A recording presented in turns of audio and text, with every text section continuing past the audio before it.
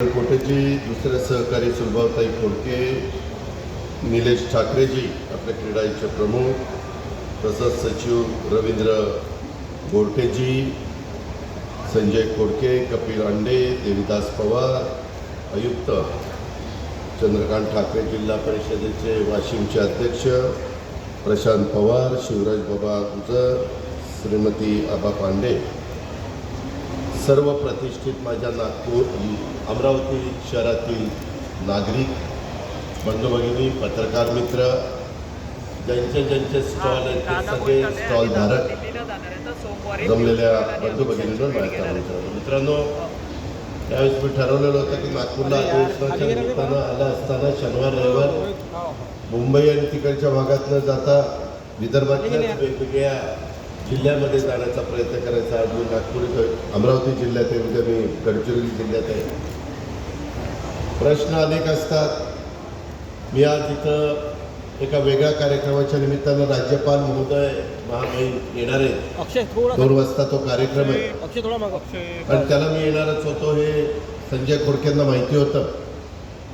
त्यांनी सांगितलं की व क्रीडा हिचं एक चांगल्या पद्धतीनं आम्ही इथं स्टॉल उघडलेले आहेत, प्रदर्शन ठेवलेलं आहे ग्राहकाच्या करता पण वेगवेगळ्या घटकाकरता देखील. तर त्याला तुम्ही भेट द्या. मित्रांनो, मी राजकीय जीवनामध्ये गेले अनेक वर्ष काम करतोय. मला कन्स्ट्रक्शनच्या संदर्भामध्ये मी त्याबद्दलचं शिक्षण घेतलेलं नाही, परंतु माझ्या हातनं गेल्या 30-32 वर्षामध्ये अनेक प्रकारची बांधकामं, मग सरकारी असतील, कुठलीही म्हणून काम करत असताना जवळपास 1750 कोटी रुपयाचं वडाळ्याला GST भवनचं काम सुरू केलेलं आहे गव्हर्नमेंट ऑफ महाराष्ट्राच्या. परवाच पी.के. दासनी प्रेझेंटेशन दिलं. आपण आता मराठी भाषा भवन मरीन ड्राईव्हला तुम्हाला माहिती असेल, सावित्रीबाई फुले हॉस्टेल आणि तिथं अजून काही एक जागा मोकळी होती आणि एक एज्युकेशनची होती. तो सगळा प्लॉट आम्ही एकत्र करतो आणि तिथं महाराष्ट्राला साजेसं अशा प्रकारचं मराठी भाषा भवन आणि सुंदरपैकी मुलींच्या करता जवळपास 400-500 मुलींचं हॉस्टेल ते त्या ठिकाणी बांधतं. असं जाऊनच घेऊ नये, इन्व्हेस्टमेंटच करू नये.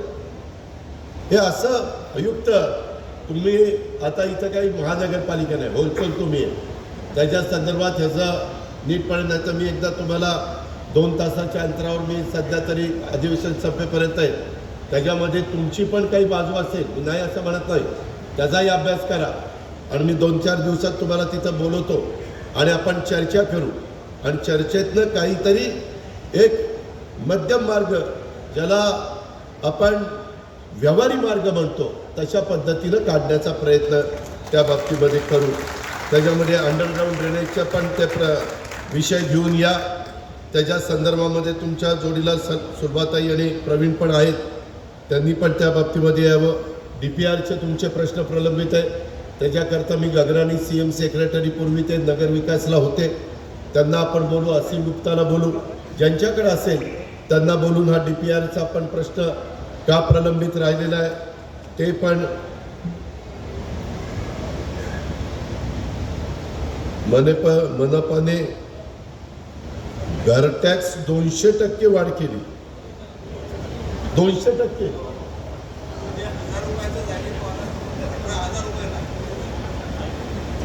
काय चाललंय आयुक्त? पहिले कुठं होतं तुम्ही? हे पण प्रश्न आला, जे प्रश्न तुमच्या अखत्यारीमध्ये सोडवण्यासारखे नसतील आणि वरिष्ठ पातळीवर ते सोडवलं गेले पाहिजे, त्याच्यामध्ये आपण त्याची चर्चा त्या बाबतीमध्ये करू. सब रजिस्टर ऑफिस पण ग्रामीण, तुमचा जो ग्रामीणचा एरिया वाढतोय, नागरीकरण वाढतंय आणि त्या एरियात पाहिजे ते पण आपण मार्ग त्याच्यामध्ये काढू. कारण उद्याच्याला सब रजिस्टर ऑफिस केलं तर गव्हर्नमेंटला टॅक्स म्हणजे ग्राहकाला तिथं सोय होणार आहे आणि गव्हर्नमेंटचा टॅक्स व्यवस्थितपणे त्या ठिकाणी येणार आहे. उलट तसंच रेराच्या अडचणींबद्दल बोललो मी.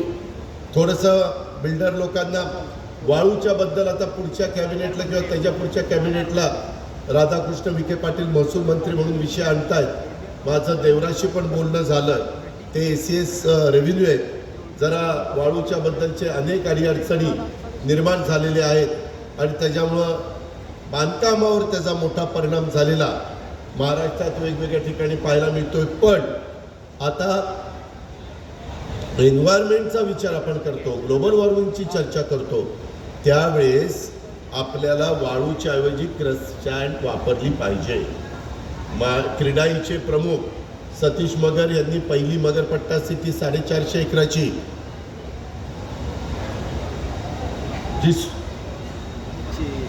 जी सुरू केलेली आहे ती पूर्णपणे क्रस्ट सँडमध्ये, प्लास्टर पण क्रस्ट सँडमध्ये. येऊन बघा काम कसं झालं. नांदेड सिटीचं 700-750 एकराचं काम चाललंय, 100% क्रस्ट सँडमध्ये चाललेलं आहे. त्याच्यामध्ये इतर पण ठिकाणी अजून त्यांचे टाउनशिप उभं करायचं काम चाललंय, ते तशाच पद्धतीने चाललंय. आपण पण आपल्या पुरता न विचार करता पुढच्या पिढीचा पण विचार केला पाहिजे. किती वाळूचा उपसा नदीतनं करावा आणि किती आपण पर्यावरणाशी त्या ठिकाणी अडचणी निर्माण कराव्या, त्यालाही काही मर्यादा आहे. पण तरी देखील वाळूच्या बद्दलचा एक 15 दिवसामध्ये थोडं बहुत तुम्हाला त्याच्यामध्ये रिलीफ मिळेल अशा पद्धतीचा निर्णय हा आम्ही घेतोय आणि त्याबद्दल मुख्यमंत्री, उपमुख्यमंत्री आणि रेव्हेन्यू मिनिस्टर आम्हा लोकांची सगळ्यांची चर्चा झालेली आहे. बेलोरो विमानतळाच्या बद्दल बरंच इथं सांगितलं. खरं तर सगळेच विभागाचे तर विमानतळ नाईट लँडिंग आणि सगळ्या सुविधा पाहिजेत. नाईट लँडिंगच्या करता का सतत वाढत आहे त्याच्याहीबद्दल जर निधीची कुठली कमतरता असेल तर ती कमतरता दूर करण्याची जबाबदारी अर्थ खात्याचा मंत्री म्हणून माझी स्वतःची राहील. सुलभाताईंनी जे सांगितलं मग आचारसंहिता लागेल त्याच्या आत सगळ्या सँक्शन देऊन त्याला कसं मार्ग काढता येईल त्याबद्दल मी स्वतः पण मला सुलभाताईंना प्रवीणजींना पण सांगायचं. मी उद्या म्हणजे सोमवारपासून परत इथं आहेच, त्यावेळेस हे सगळे विषय आणि अनिल डिकले माझा प्रायव्हेट सेक्रेटरी आलेले आहेत, त्यांनी पण त्याची प्रत्येक विषयाची नोंद घ्यावी आणि तशा प्रकारची बैठक त्या ठिकाणी लावावी. माझी सकाळची सुरुवात मी किती लवकर करू शकतो आणि सगळे अधिकारी आता मुक्काम तरतुदीच्या बद्दल किंवा नगरविकास खातं, अल्पसंख्याक विभाग, मागासवर्गीय विभाग, मी माझ्या परीनं सगळ्यांना मदत करण्याचा प्रयत्न करतो. आमच्या सुलभाताईंना पण त्याच्यातनं मदत होते. परंतु शहराचा आवाका, शहराचा एकंदरीत गरजा माझ्या अमरावतीच्या ह्या लक्षामध्ये घेता महानगरपालिकेला मर्यादा आहेत ह्याची पण मला जाणीव आहे. म्हणजे मुंबई, नवी मुंबई, पिंपरी चिंचवड, पुणे हे जे काही महानगरपालिका आहेत त्यांची परिस्थिती टोटली वेगळी आहे आणि आपली नागपूर, अमरावतीची टोटली वेगळी आहे. तिथं शासनाचा हातभार पाठीशी आर्थिक बाबतीमध्ये लागल्याशिवाय तिथं अधिक चांगल्या प्रकारच्या सुविधा होणार नाही याची पण मला जाण आहे. आणि स्मार्ट सिटीचं आपलं कुठलंच आहे. स्मार्ट सिटीच्या संदर्भामध्ये पण आता बहुतेक ह्या मार्चमध्ये तो प्रोजेक्टची मुदत संपली असं काहीतरी मला सेंट्रलच्या लोकांनी सांगितलं. या प्रकारे सगळ्या गोष्टी असतात. इथं जमिनीचे दर जास्त आहेत. म्हणजे मला कळलं नाही, जर ग्राहकाला घर किफायतशीर दरात पाहिजे असेल तर जमिनीचे दर पण रिजनेबल असावे लागतात. मला तर सांगण्यात आलं की नागपूरपेक्षा इथं जमिनीचे दर जास्त आहेत. असं काय चमत्कार घडला की जमिनीचे दर जास्त आहेत?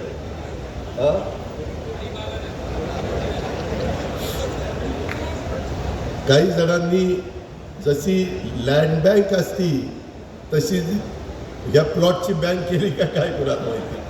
पण माझं म्हणणं सगळ्यांनाच विनंती आहे, नुसतं 2 पैसे कमवणं हेच आपलं ध्येय नसलं पाहिजे. इकॉनॉमी विकर सेक्शनचा गरीब वर्ग आहे त्याच्याकरता पण थोड्याशा आम्ही पण आता मानाच्या मार्फत इतर वेगवेगळ्या चांगल्या प्रकारच्या योजना आणतोय. गिरणी कामगारांच्या करता 1 लाख घराचा कार्यक्रम आम्ही हातामध्ये घेतोय. धारावीचा पण मोठा प्रोजेक्ट आम्ही त्या ठिकाणी आता हातामध्ये घेतोय, त्याचंही टेंडर जवळपास झालेलं आहे. अशा पद्धतीनं बकालपणा तो त्या प्रत्येक शहरातला कमी व्हावा. कचऱ्याची विल्हेवाट व्यवस्थित लागावी. आता कचऱ्यावर प्रक्रिया करणारी नवीन टेक्नॉलॉजी बरीच काही आलेली आहे आणि त्याच्यातून त्या शहरामध्ये राहत असलेल्या नागरिकाला रस्ता, वीज, पाणी, कचऱ्याची वेळचे वेळेला कचरा उचलणं आणि त्याची विल्हेवाट लावणं आणि ग्रीनरी त्याच्या संदर्भात मोठ्या प्रमाणावर झाडं लावण्याचा कार्यक्रम, उद्यानाचा क्रीडांगणाच्या बद्दलचे कार्यक्रम, ह्या सगळ्या गोष्टीला आपण मदत करू शकलो आणि त्याच्यात स्थानिकांनी पण हातभार लावला.